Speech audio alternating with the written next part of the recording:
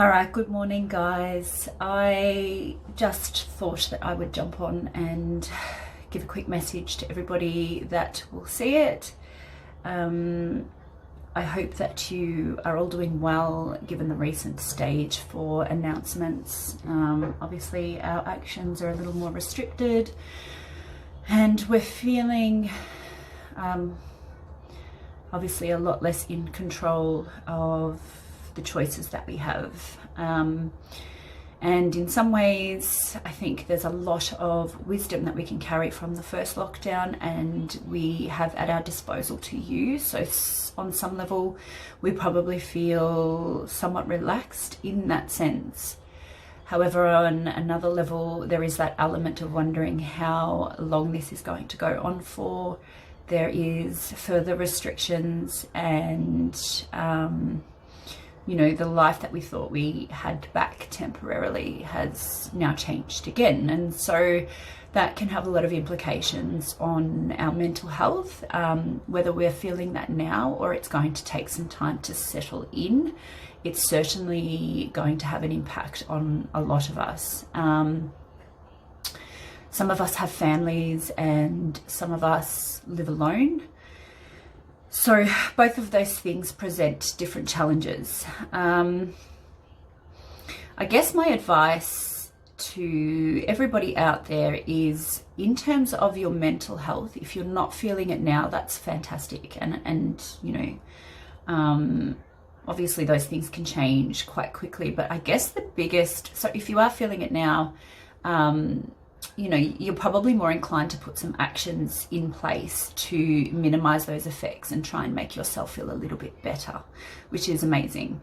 But what I wanted to say is, for those of you that are not really feeling it now, or you may kind of feel it as, something kind of simmering in the background, be proactive and be preemptive in the case of managing your mental health. So things like setting a waking routine and a bedtime routine, and making sure that you try and eat healthier, which is also a challenge given that we're all stuck at home with the cupboards right there. But I guess try and parent yourself in some ways to earlier bedtimes or whatever routine works for you. So for me, I know if I get up before a certain time, I feel more motivated and I feel happier during the day. And so during the first ISO, I set my alarm. So about 2 weeks in, I noticed I was sleeping in more and I didn't feel so great. So what I did was I made a point to get up at 4:30 every morning. And that allowed me, given that I'm a mum, it allowed me time to fit in some meditation and reading and just get some space to breathe and be, prior to having to attend to being a mum and online programming and work. So that was something that I had promised myself that I would do, because I know that I feel happier when I do it. Now there are friction points there where I might want to watch something on Netflix, and so I'm tempted to stay up later than what I should and not go to bed on time, and which means that I'm not getting my 8 hours of sleep. And so I have to be mindful of those things, and I need to make sure that I'm not doing anything later on at night that will limit what time I actually get to bed. So the next day when I do get up, I feel refreshed and I feel ready to tackle the day. If you're sleeping well and you're getting your full 8 hours, you'll find that your appetite is probably a little bit easier to control because our hormones are better regulated. So it sort of has a flow-on effect. So that's one thing. So obviously, sleeping and waking routines are going to be a really big game changer for you. And if you are working from home, you may be inclined to kind of slide out of bed right before you're about to hop onto your first Zoom meeting. I highly advise, and especially for those of you guys that are working from home and possibly finding that your hours are being extended beyond what you would normally work from your office because you are stuck at home. I would recommend that you do get up early and you take that time for yourself to refill your cup before you start pouring out for others. And so I think when you do that, then you're less inclined to feel robbed of time for yourself. And when you do feel robbed of time for yourself, you're more inclined to feel less happy, anxious, depressed. So I think it's really important to make sure that you prioritize finding time for yourself during a time of your day that you know you will not be interrupted with. Because if you're setting it for a time where you know you may get calls and emails from work, or you may be interrupted from children and spouses, it's almost deemed for failure. So it's important to really find those times that work for you, that you know are not going to be interfered with.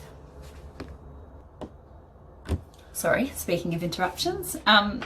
So when you do that and you're finding times that you know are less likely to be full of interruptions, you're more inclined to be able to adhere to certain tasks you set for yourself that you know are good for your mental health. So for me, I know that if I take time to meditate during the day, my decision making and my overall feelings of well-being throughout the rest of my life improve.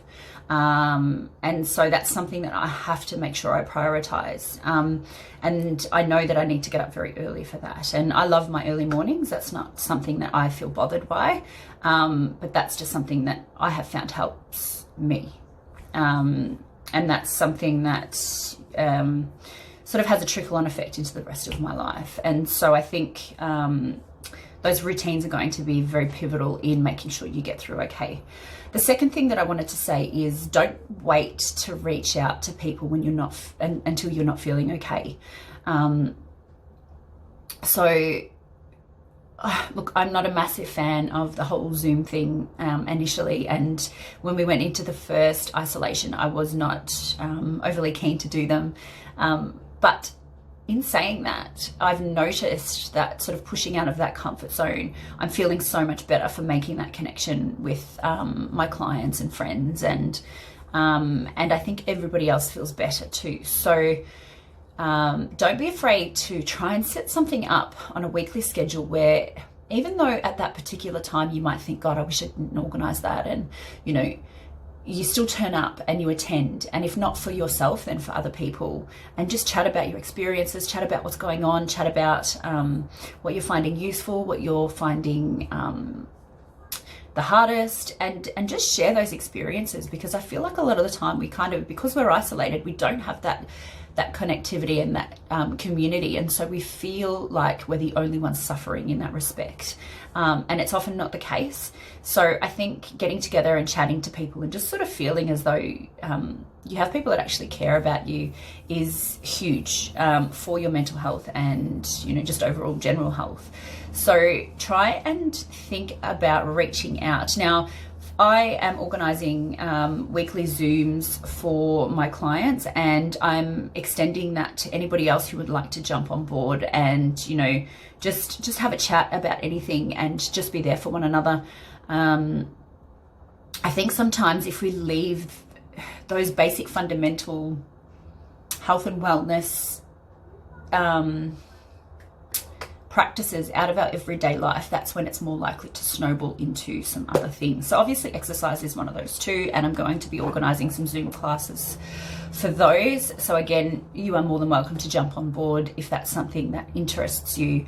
But the Zoom chat, I think, is going to be something that we really need to kind of implement, just to make sure that, you know, once a week we get to touch base with others, and just hear about other people, how other people are doing, how they're coping, and just creating whatever feeling of community that we can throughout all of this. Okay, so even if you do have family, sometimes, you know, You don't want to chat about certain things with them within that circle, within that household. And so it can be a good outlet.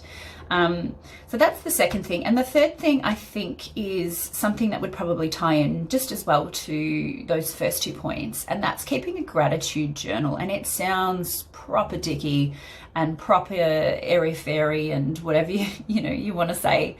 But a few years ago on Facebook, you would probably recall that there was a gratitude challenge going on, and for 7 days, I think it was, you had to list 7 things that you were grateful for on Facebook. And don't quote me on the numbers and all those sorts of things, but I know that it was a continual thing. Every day you had to list it. And years later, you would obviously like nominate people to then go off and do the same thing, and then they would tag their 7 people and so forth. And so it obviously just kind of spread like Wi-Fi. Years and years later, I got a message from somebody to say that such a small challenge actually changed their life. They were in a really bad space in their life at that time, and they didn't have really good sort of self-care practices in place. And the challenge actually helped to turn that around. And I have seen the benefits of doing that myself, because I have suffered with anxiety on and off for a number of years, and keeping a gratitude journal is something that I have found extremely beneficial during those times. And that's something that I should probably be more preemptive with. I wait now sometimes until I'm not feeling so great, and then I do it. But I think when you've had a certain amount of practice over time, it doesn't take long for the brain to kind of click back into that way of thinking. So to hear that it changed someone's life in that sense, it was really beautiful. And so, don't underestimate the power of just listing some good things. And maybe on your first day, to try and list 5, you might find it really difficult. Like, I remember some of the things that I listed was like a stranger smiling at me in the store when I felt like the world was about to just kind of cave in on itself. And, tiny things like that. They're actually more good for the soul than you realize. So don't be afraid to list those things. It doesn't need to be like, I bought a new car, or I squatted 100 kilos, whatever. I mean, they're amazing things. But anyway, the thing is, I'm saying find the good in tiny, daily, monotonous tasks. Find beauty in sunrises, sunsets, anything like that. The fact that you might have had a good sleep, the fact that you have a warm bed, the fact that we've got a roof over our heads during this pandemic, and those kinds of things, and more family time. Don't be afraid to sit down and list those things, as small as they seem, because they do change the way your brain works, and it literally changes the pathways. So keeping gratitude journals is something that I would definitely recommend on a daily basis, just to reiterate to yourself that there is so much good in the world, even though we don't see it right now. So yeah, I guess what I'm just saying is be proactive with your mental health, and know yourself well enough, whether you do already or you need to spend some time doing that. Know yourself well enough with what you need to implement on a daily basis to make sure that you stay above water during this time.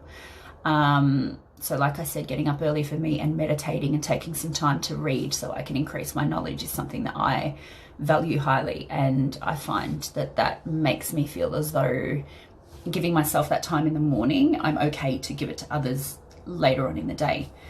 So take that time to work out what you need and put a plan in place. Those few little tips, and I know that there's a lot of extra info in between those sort of bullet points, but again, it's prioritizing what you need as a human being to keep you happy prior to sort of your mental health spiraling out of control. And sometimes we don't realize it until we get there, and I get that. And I think it's important to say too now that if you are feeling any of those feelings, there is nothing wrong with that. We have never been through anything like this before, and we didn't anticipate it continuing for as long as it is. And so the fact that you may be feeling those things is okay. And it's important to realize that you're not alone and you're not the only one that's struggling. And so make sure you do reach out. And then, you know, there are so many people out there willing to help and listen and, you know, help get better plans in place and those kinds of things. So don't be afraid to reach out if you're already in that mindset, because and don't feel as though nobody can help you. And I know in those moments when you are in your darkest point, you feel as though there's nobody that understands and there's nobody that can bring you back from that. And I've been there. And, you know, I look at how I've pushed my life into a better area now and how much better I feel for the work that I've done. And I look back and I think, thank goodness I'm still here. Because I would never have experienced, I would never have had my son, I would never have experienced the happiness, the happiness that I do now. Yeah, I'm really grateful that I'm still here, and everything is temporary, even the good stuff. So when you are having those moments, just know that it passes. And I think a lot of the struggles sometimes come from actually willing them away. We feel a certain way and we don't acknowledge it. It's like on some level we just push it away because it's uncomfortable. Sometimes it pays to actually sit with those feelings and just allow them to be present without judgment and without feelings of wanting anything to be different. And I think sometimes the more we push things away, the harder they stay. And I have a really nice analogy that I use, and it was from a Buddhist parable about, I think it was anger. And they said it's like a beast, and you know, if you want it to shrink, you bring it in to your home and you sit it down and you give it tea and you offer it kindness and compassion, and eventually the beast starts to shrink. And so when I start struggling with those darkest moments or anxiety and any feelings that sort of come up with that, I basically just look, I do still push them away. They're so unpleasant, and sometimes you're so busy you don't realize that that's what you're doing until I get to a point where they continually pop up, and then I realize that I need to invite the beast in and give it some tea and understanding, and eventually it starts to shrink. So I'm a very visual person, so that makes sense to me. It personifies the whole experience, and it sort of offers a little bit more meaning for me. So I don't know if that's going to be helpful for anybody else, but it's just something to consider. On that, guys, I have chatted for way too long, and this has gone on much longer than I had anticipated, and it tends to do that. But I guess I just wanted to send lots of love to everybody and just extend that offer of help for anybody who needs it. Please reach out. Please DM, call, email, whatever you have, whatever way you are comfortable in reaching out to say you are not okay, please do so. And if you need help in getting any of those systems in place, again, reach out. I'm more than happy to help you guys. And yeah, if you want to jump in on any of the Zoom classes or just the Zoom chat that we will be doing once a week to kind of recreate some type of feeling of community and support, again, reach out and I can add you to that list. Now, I don't have exact times and days just yet for any of those Zoom things yet, so the classes or the group chat, so I'm trying to find a time that would suit everybody. But yeah, if there's an interest there for those things, then please let me know, because I would be more than happy to offer some support to anybody out there who's not doing so great. Take care, and yeah, just try and get some of those really good, beneficial self-care strategies in place. Put them into your timetable for your day, even if your day is not really punctuated by much else. Get a timetable up and running, get your sleep on track, chuck some meditation in there. It's amazing. Even 5 minutes of just your mind fleetingly going through 1,000 things and then randomly just focusing on the breath is still better than nothing. And I can guarantee you that it still makes a difference. Gratitude journaling and making sure to reach out and create some type of feeling of community in your life while we are down in ISO number 4. All right, that's it from me, guys. Please take care, and sending big love to everybody. See ya.